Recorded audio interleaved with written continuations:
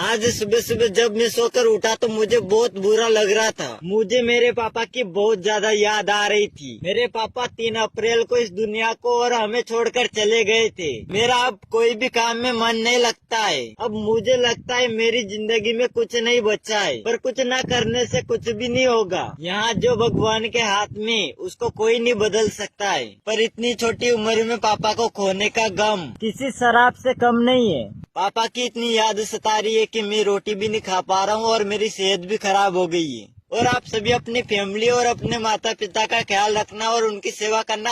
आज मेरे 3 लाख में 6,000 कम है। आप सभी का बहुत बहुत धन्यवाद। राजेश भैया का कमेंट आया, भाई मेरे लिए केक बना दो। ओके भैया, आपके लिए केक बना देंगे। अरुण भैया का कमेंट आया, भाई मेरे लिए भी केक बना दो। अंकुश भैया का कमेंट है, भाई अगले ब्लॉग में अपनी साइकिल का हॉर्न बजाकर दिखाना। ओके भैया, मैं बजाता हूँ अपनी साइकिल का हॉर्न।